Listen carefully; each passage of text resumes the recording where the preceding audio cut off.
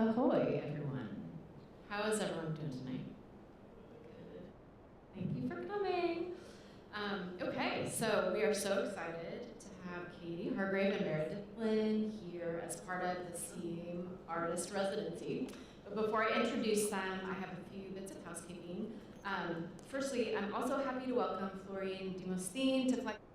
She's not here, but she's around this week and will be giving a walkthrough of her exhibition, Always and Always, at the museum. That show's on view through Saturday, and her walkthrough will be Thursday at 5 p.m.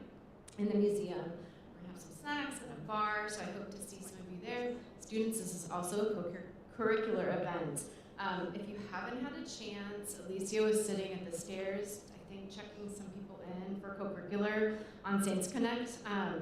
But there is a QR code sitting on a chair at the back row. If you can check yourself in or come find me afterwards and we'll get you checked in so you can get credit for tonight. Okay, so for those of you who are unfamiliar, the Crispeller Artist Residency is in collaboration with Flagler College Department of Visual Arts.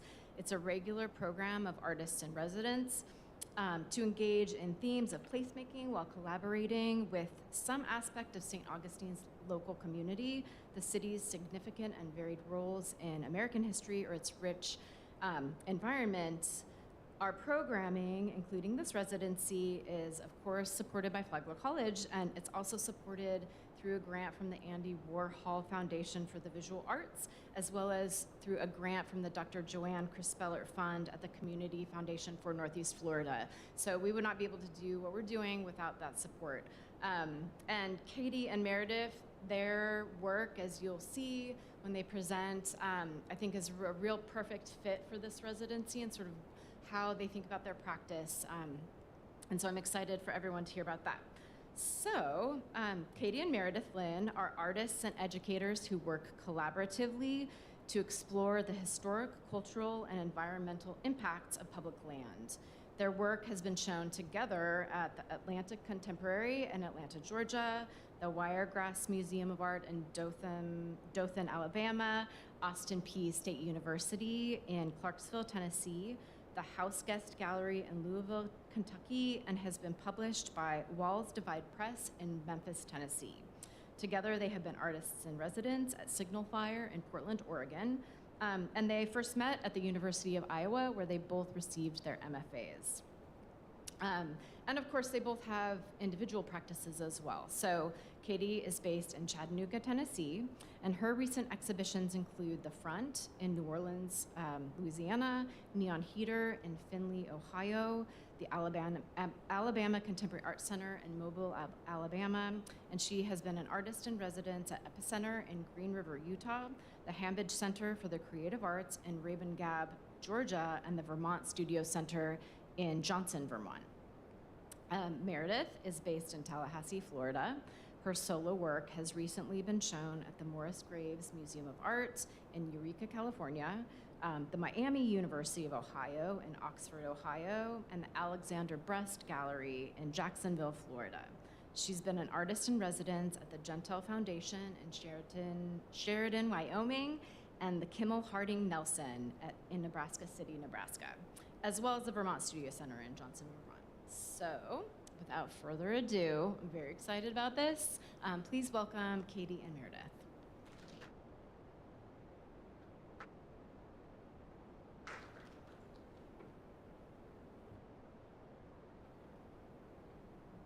Thank you, Julie, and thank you to you all from Flagler. We're really excited to be here as artists in residence at Crispeller. It's a huge honor for us because we just love the programming that you all are doing, and we're so appreciative to have this time in St. Augustine. For both of us, opportunities to speak about our work allows us to reflect on the ways in which we work together and to learn more about our practice. So Meredith and I have been collaborating since 2018, and in addition to our collaborative work, as Julie said, we both maintain independent studio practices. And so we're going to talk primarily today about our collaborative work. Yeah, so can everyone hear me? Excellent. So we want to start out today by telling you a story. In 2017, we drove across the country to travel to an artist residency, and on our way, we stopped at 5 national parks. At each park, we had conversations with rangers, and here's a photo of Katie and I with a park ranger, and we both are the kinds of people who like read every sign and like chat with everyone, and so this is actually a park ranger at Little Bighorn. And we started chatting with him, and he's actually an art professor and a park ranger during the summer. And so Katie was like, "This is my dream come true. How can I live this amazing life?" But we ended up speaking with many park rangers, including someone from the Absaluka Nation. We spoke with a ranger. At another site, we spoke with a ranger who was politely reminding tourists that more had happened at that site than just a famous rich couple getting married. And we've just spoken to a lot of rangers with a lot of different backstories.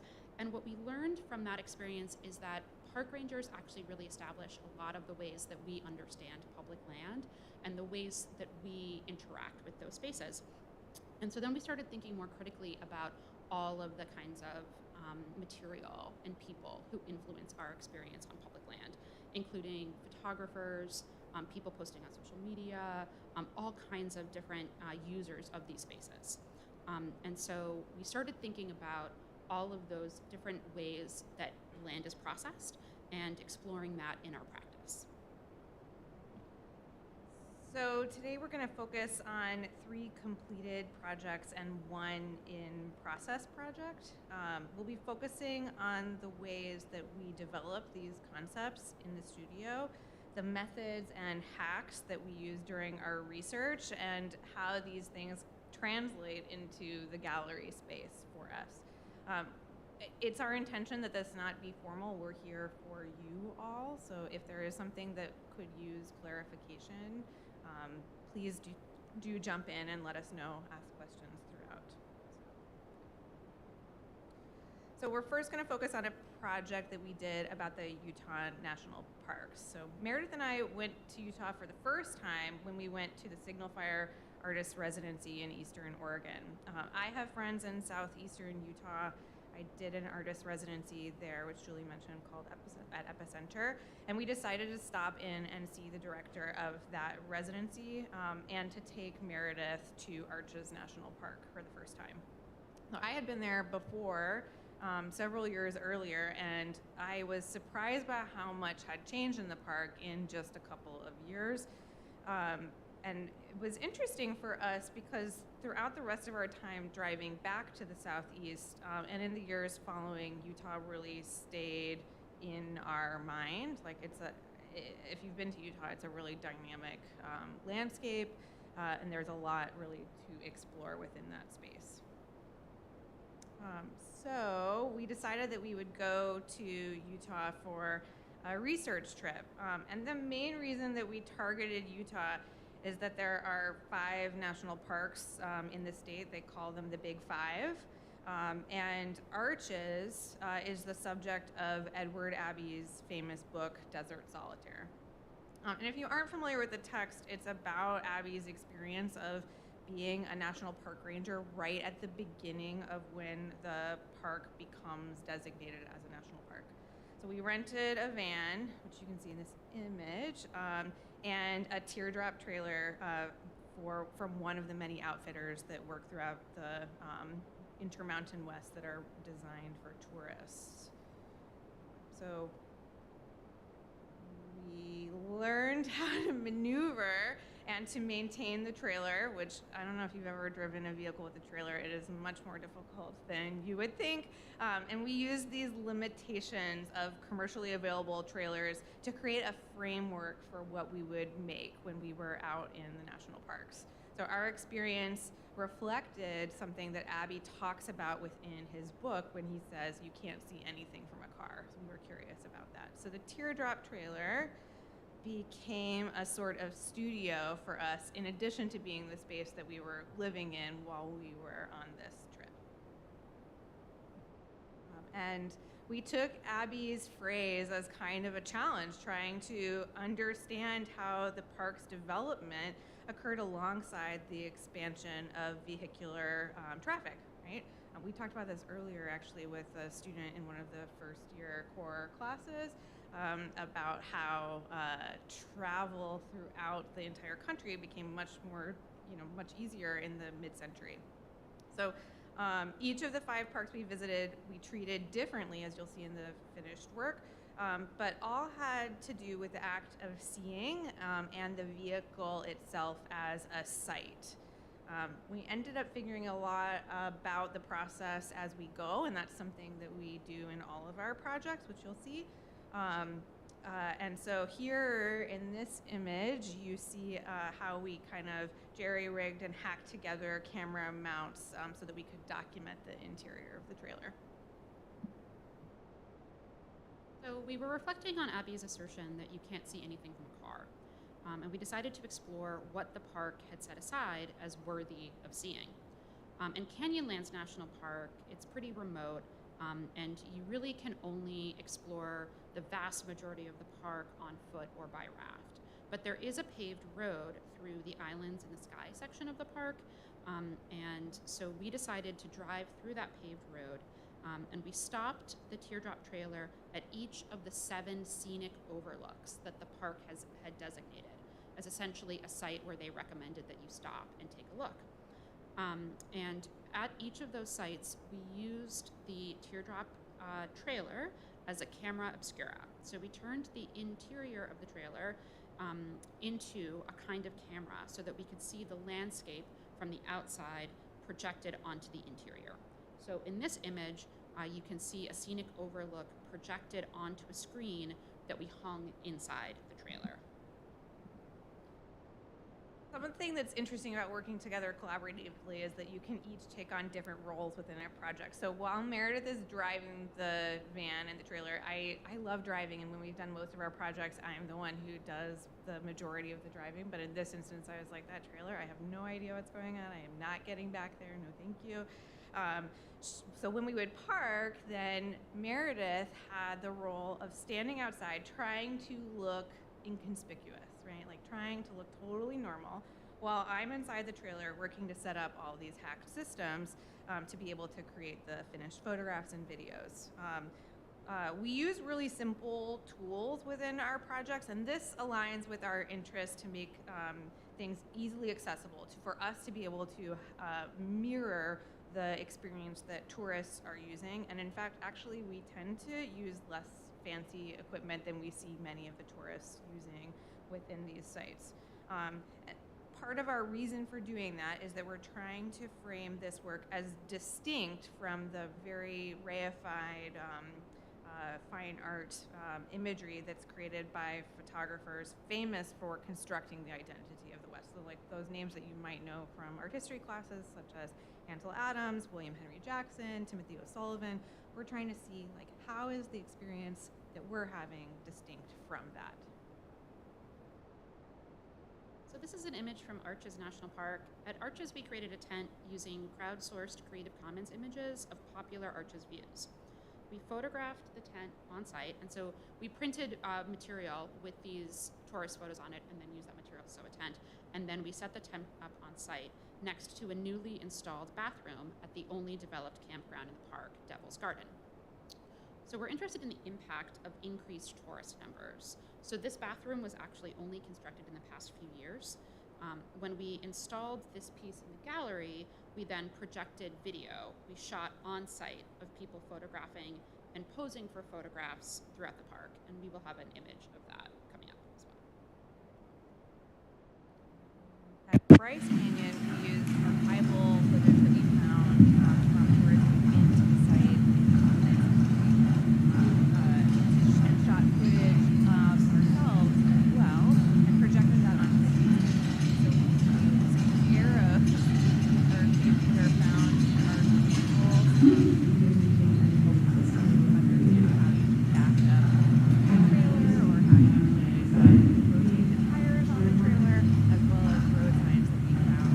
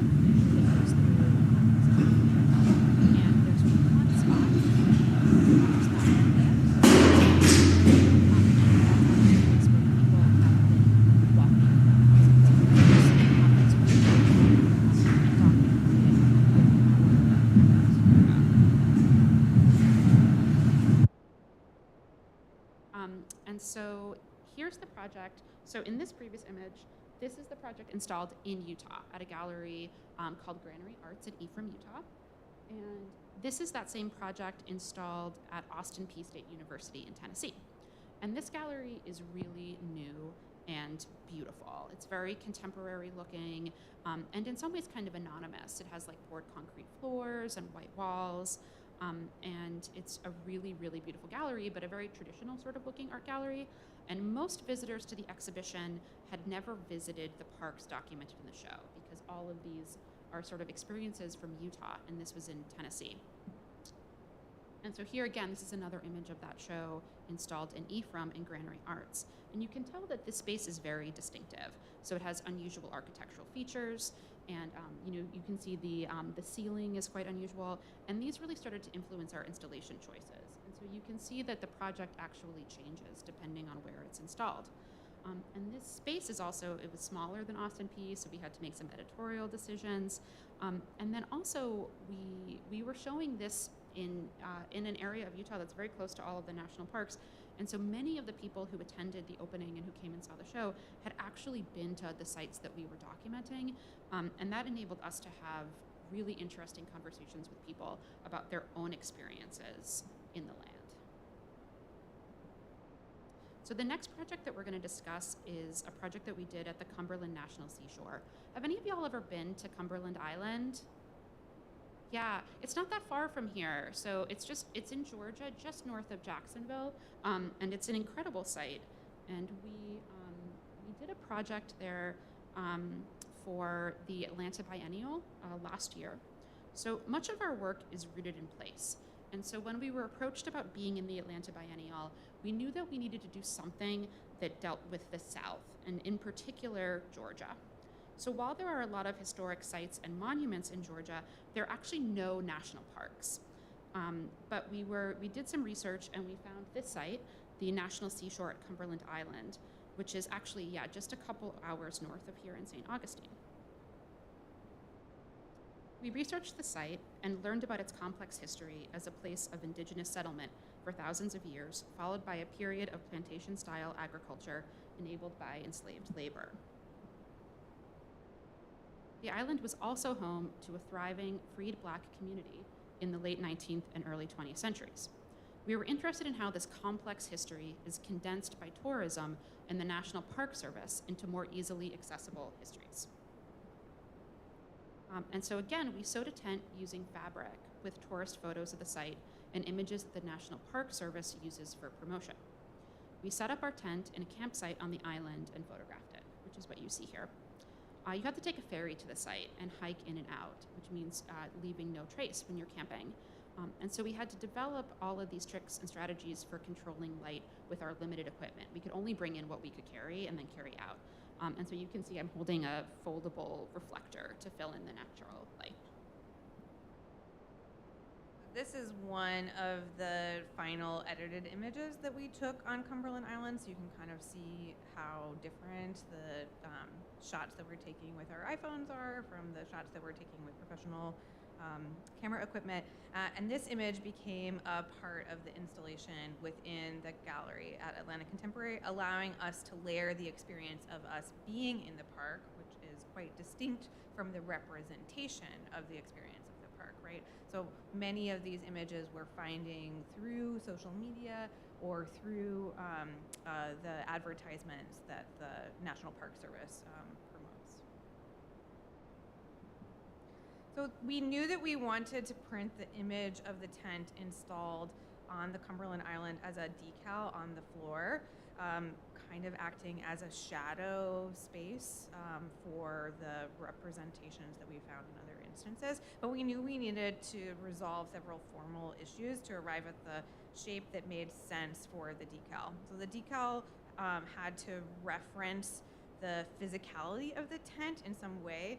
And it also had to be something about the landscape. So this is a shot in my studio in Chattanooga, Tennessee, and I used every single color of tape that I could find at the hardware store to be able to map out different shadows that were cast by the tent. So what you don't see right out of frame is like 7 different lights all around to be able to find out this shape. And then we used paper to map out the decal. And one of the things that's unusual about our collaboration is that we don't live in the same place, so we have to constantly be sending material back and forth to each other in order to be able to make decisions. So some projects Meredith is working on primarily in her studio, and some projects I'm working on primarily in my studio, and then we come back together to be able to make final decisions. So this is one of the images that I was sending, I don't know, maybe one of like 15 that I sent to Meredith that day. And here is the tent with the decal installed at Atlanta Contemporary Art Center and the Atlanta Biennial.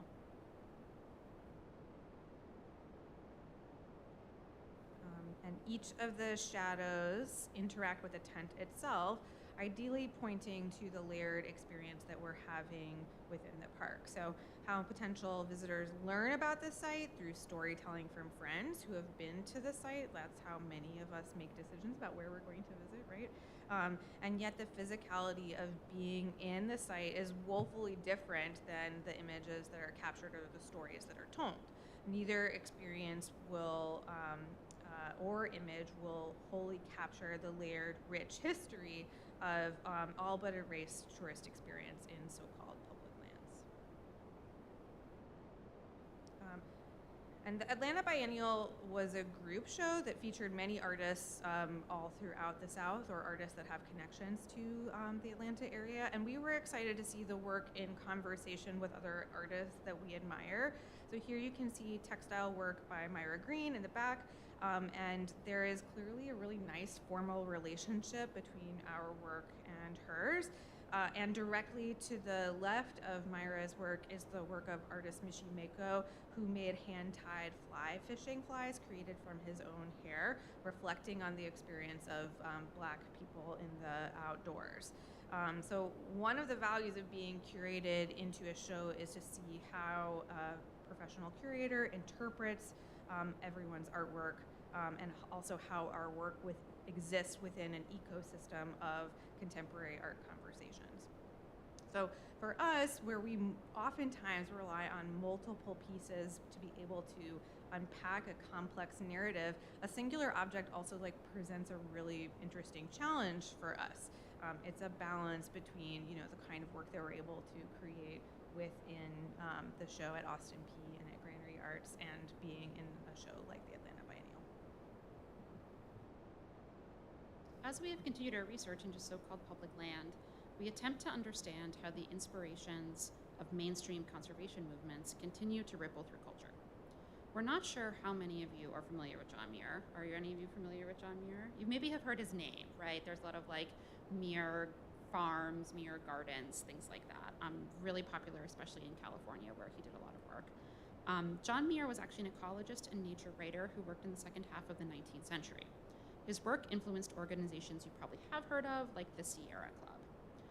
There is contemporary criticism surrounding his work, however, which we'll discuss more. And so we decided it was time to physically deconstruct and reconstruct Muir as a way to understand how so-called public lands continue to be constructed around flawed premises. In this instance, our project was centered around the John Muir Trail in the Big South Fork National River in Tennessee. This piece of trail was hacked together in the last 20 years by fans of John Muir's writing about the Southeast. So in 1866, right after the end of the Civil War, Muir decides to walk from southern Indiana, where he was based at the time, to the Gulf of Mexico in order to collect botanical specimen and understand the Southeast. He wrote a travel diary, and it wasn't published until after his death. That book is called A 1,000-Mile Walk to the Gulf, and we're actually continuing this project while we're here in St. Augustine. The book is a lesser-known published work by Muir, and it's really because it was published after his death, it's unvarnished. So we get a better sense of his worldview than we do in some of his other texts.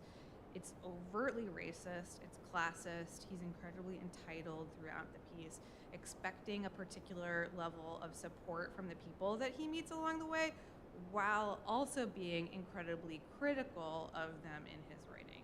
And you can kind of imagine what that would be like if someone is showing up who you don't know anything about, who's not yet famous, and is asking for a lot of things from you.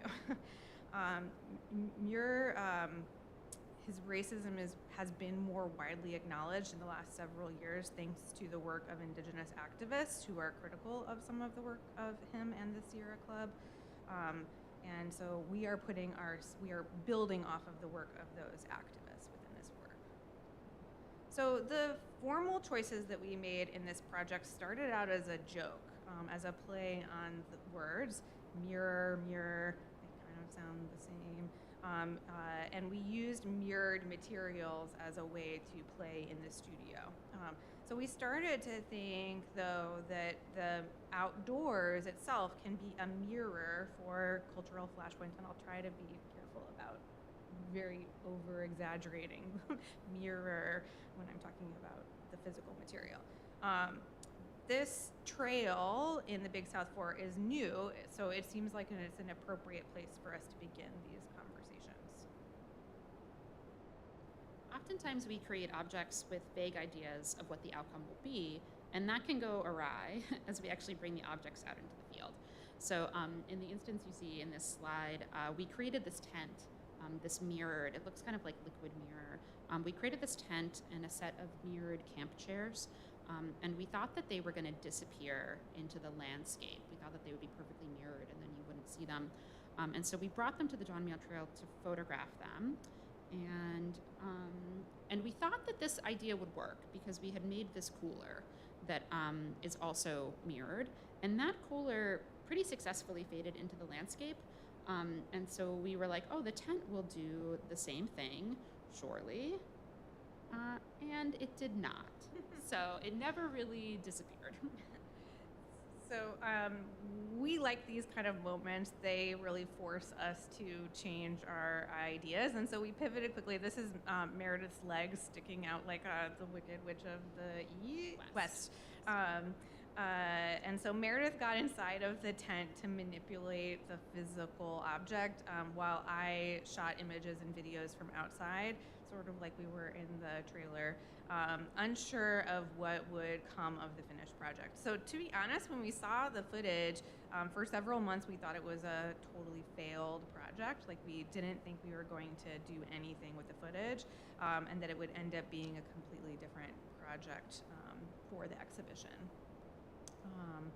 However, when we revisited the footage a month later, we realized even though it wasn't doing what we wanted it to do, the failure was actually on its own. So this video, channel video, and whenever you're ready, you can release. Strike a tent over and over. You do it again and release a little slower. You can see the piece Whenever you're ready. gallery. You can hear that the audio that we captured while we were there, and so you can hear the two of us talking with that over and over again. We're also interested in signage, naming conventions, and the ways we break down the landscape. So we wanted to re-envision the trail markers on the John Muir Trail and alter them to reflect John Muir's own ineptitude.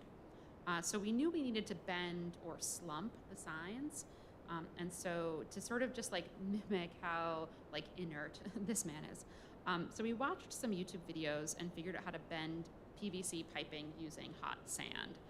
And so in this picture, you can see this is PVC piping that we've filled with very hot sand, and then we're using weights to actually hold it in place as it cools.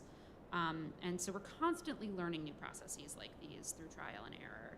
In this case, this actually worked really well, unlike the mirror tent, but we would not recommend doing this particular process unless you are in a very well-ventilated space. And so now here are the completed signs. When hiking and coming across a bent object in the path of the trail, you often wonder, is that a stick or a snake? This actually happened yesterday. Katie and I were on a walk through Washington Oaks Park, and Katie saw a stick and thought it was a snake and jumped, and we were like, oh my God, you did the thing that's in the artwork. And so you think, like, is this object in front of me a harmless, inanimate object, or could it be dangerous? And so through this work, we're actually questioning the potential dangers of charismatic figures like John Muir.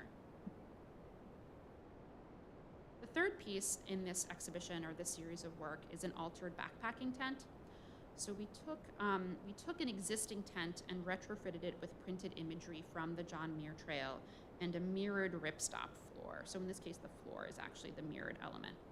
And this tent imagines how a user could be surrounded by a space devoid of obvious human inhabitation while also being protected by a consumerist object like a tent. And we'll circle back to why this is important with Muir in a second. So you might remember that Meredith showed this earlier cooler that we had made. And this work is a cooler that's altered with reflective vinyl. And actually this is the car wrap vinyl, like the, when you see like really cool rides, like the Prius that we drive. And it's installed with a printed decal image that we took while we were hiking on the John Muir Trail in Tennessee. In this piece, we're considering a play on words. So the idea of wilderness is preserved in so-called public land reflects cultural values within this piece. So part of the image is obscured as we're putting the cooler on top of it, and we're trying to consider the incompleteness of the idea of wilderness within public land policy. In the next series that we made, we used advertisements, which make a claim that the experience of the outdoors can be authentic, right? But these products disrupt the experience of the outdoors in many ways by making it more comfortable, by also separating people from their experience in the outdoors. So in this piece, we used vintage outdoor advertisements and paired them with quotes that we found from his text. So, and to highlight kind of the dissonance in the experience. So this piece is No Frost or Flower or Friendly Tree Above Me. The titles of these pieces come from his own writing and the name of the companies we appropriated the imagery from. So in this instance, the company is Early Winters, and we selected excerpts of John Muir's writing where he is being very unvarnished about his own discomfort in the outdoors.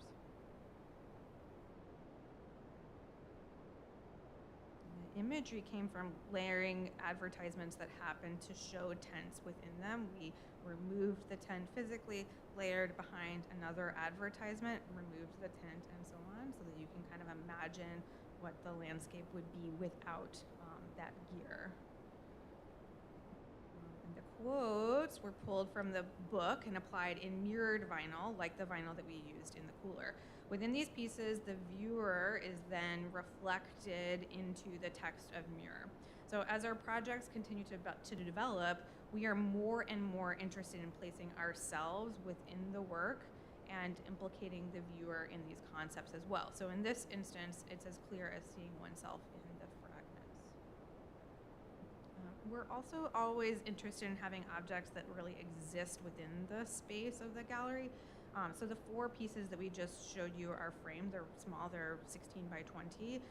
And one of the reasons that we're drawn to installation and sculpture is that the objects are more physically in relationship to you as the viewer and to us as the artist, where historically 2-dimensional works can be seen as kind of separate, as intellectual, as dispassionate. So in this piece, the small collages are blown up to human size, so the print is 48 by 60, but when it's hung at a slump, it's 6 feet tall at its highest point. And the page appears to kind of have like almost slipped off of the wall. In fact, we heard when this was installed that a number of visitors were like, oh, the piece is hung, the piece has fallen. And I like that because it further kind of complicates Muir's legacy. And so while we wanted to call back to the original text of A 1,000-Mile Walk to the Gulf, we wanted to ensure that it was clear to the viewer that we were also being critical of that text. And so we actually scanned the book and reversed the pages and then rebound it backwards. So the book then looks exactly like the original book, except all the text is backwards. And so you can really only read it if you hold it up to a mirror. And so we installed a two-way mirror in the exhibition, which you can see I am actually standing in front of. And so that while you're reading the book, you're actually still visible. Someone can stand on the other side of the mirror and be looking at you while you're looking at yourself in the mirror. And in our work, we try to accurately place ourselves within it. So we're really conscious that we're part of this sort of consumerist culture that is engaging with the outdoors much in the same way that John Muir himself did. And so we always want to make sure that we're also implicated in this racist capitalist structure that we're critiquing. And so this is a shot of all of that work installed at the Gadsden Museum in Gadsden, Alabama. And this fall, we were actually given the opportunity to show this work again at the Blue Heron Nature Preserve in Atlanta. And while our work is often discussing issues of land conservation, we had never shown it at a conservation site before. And so we hope that through this, this opportunity, we might be able to build more partnerships with organizations like Blue Heron in the future and more actively engage in the kinds of conversations that conservation groups and environmental groups are having. So as I mentioned with the last project, we're interested in becoming a more active participant within the work, which we feel like is important, particularly for us as white settler artists who are interested in U.S. land policy, which is also inherently tied to the legacy of displacement. So we're interested in gender as well in the outdoors, both of which are reasons to bring ourselves into the work.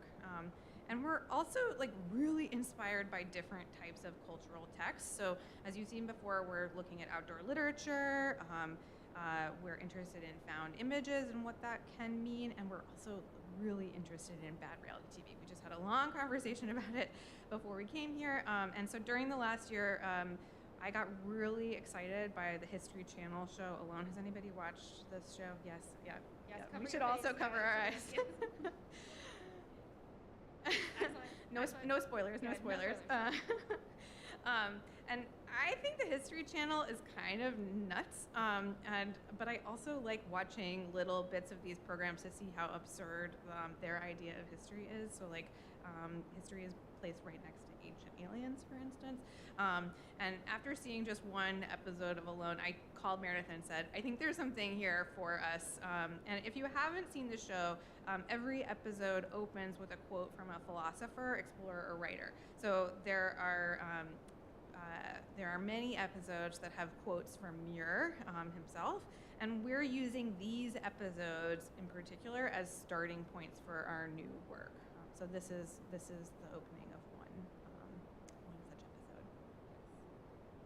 So the contestants on this show are self-described wilderness survival experts, and many of them genuinely are, but also a lot of the people on the show really do not have any business being outside by themselves. There are a lot of people who go on this show and they never end up finding any food. Others leave, and so basically they just sort of like wait until they starve and have to go home. Others leave when they realize that bears live in the woods. Several have lost their flint and needed to go home. And actually now Katie and I have an appreciation for that because we have tried to build fire with flint and it is genuinely hard. So if we were on the show and we lost our flint, we would also need to go home. So no disrespect. But we love the show because it illustrates how wilderness survival is tied up to ego and masculinity, a pattern that we also saw reflected in John Muir's discussion of the outdoors as well. Because in many ways, John Muir also does not have any business being outdoors. And so we took screenshots from the episodes featuring John Muir quotes and had the images printed on fabric. And then we laser cut leaves out of the fabric. And so this is one of those screenshots. So Meredith in her studio was laser cutting the leaves, and then she brought them to Chattanooga and we sewed them onto a camo sweatsuit to make a ghillie suit. Does anybody know what a ghillie suit is? Okay, great. There's many more people than we've encountered before. So for those of you who don't know, a ghillie suit is a hunting suit that enables you to sort of fade into the landscape. And so this is one that's made by a company called Empire Airsoft. They have like excellent names, these companies. So here is an image of our suits that we made with the Alone screenshots. And what we're going to be working on here is creating an audition tape for the show, wearing our suits. And one other thing that's interesting about this show is that much of it is about the act of capturing oneself. So they're genuinely alone. They're recording all of this video and schlepping all of their camera equipment. And so we're going to make this as much about the kind of conversation of media as about actually trying and big time failing to make a fire. So currently we're thinking about attempting to make friction fire, doing some bushcraft projects with these suits on, while also recommending other quotes that might be more authentic to Muir's experience of how much he did not like and how uncomfortable he was in the outdoors. Yeah, and because we know there are a lot of students, we just wanted to emphasize that making things takes a really long time.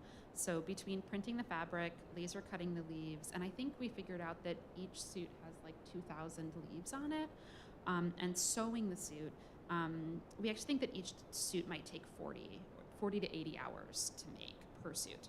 And so it has taken us a really long time. I think we worked on the suits for maybe 6 months, from when we first started laser cutting the leaves to sewing them, and now we have both of them done. And actually, we should have worn the suits tonight. We should have, just so you can see. They're actually like weirdly beautiful. I had one on the other day, and I was like, oh, like I wonder what would happen if I wore this out around town. But it's like too precious of an object to wear it around. It's like now the most valuable thing that we own. But the value of the work is actually often in the details. And so the time investment that we've made is really worth it, even though it's kind of ridiculous that we spent like 6 months making these goofy suits to make an audition tape for Alone. If you do want to see the suits, we're here until Friday. And Yeah, then we we'll have them with us. And we'll be back in November. So if you want to try them on yourself, just get in touch. So we wanted to end with talking about another in progress project, which brings together many of our other interests that we've talked about today. This is invisible tent that we are developing. And in March of 2022, we were able to go back to Utah to do some research at Utah State University. They have an outdoor recreation archive, and this archive is amazing. We love the folks who run it, and we were able to see preliminary drawings for the first dome tent. There's like a lot of drama around the history of this tent. It's amazing. This is the sketches for North Face's Oval Intentions, also an excellent name. This is Robert E. Gillis's sketchbook with a photo actually of his test tent, which was a clear plastic tent that he made. It's interesting, when we saw this, we were already thinking about making a clear tent, trying to make something that disappeared into the landscape. So this kind of inspired us to move a little bit further in that direction. So we modified DIY tent patterns after reading lots of backpackers talk about how they would make a tent in order to be able to design our own. And we've now made many tents, but this is the first one that we made entirely from scratch with no pre-existing pattern or without taking apart another tent. So we feel like we finally have arrived at a functional prototype. Yeah, so the invisible tent actually sits on a platform surrounded by imagery. And you can see a little bit. We're actually like now finally getting into the phase of installing some of the final prints on this. The collaged shapes that you see, the sort of triangles, reference the geometry of the tent. So we've sort of taken the tent and the tent seams and then used those to break down the physical space that the tent sits on. And then the images are taken from historical photos of 19th century expeditions to the West, advertisements for outdoor gear, and contemporary social media posts. And we think that all three categories of image actually utilize the same kinds of landscapes, and they have a very similar aesthetic or a very similar visual language. And so we're interested in how the visual language of settler colonialism and westward expansion has infiltrated other depictions of land, including advertisements and social media posts. And so this piece will actually be included in the Tennessee Triennial at the Knoxville Museum of Art this spring. We are really excited to be here on campus and to be developing these projects. And please do reach out if you would like to come with us when we're going out into public land around the St. Augustine area, making our application video. Thanks so much.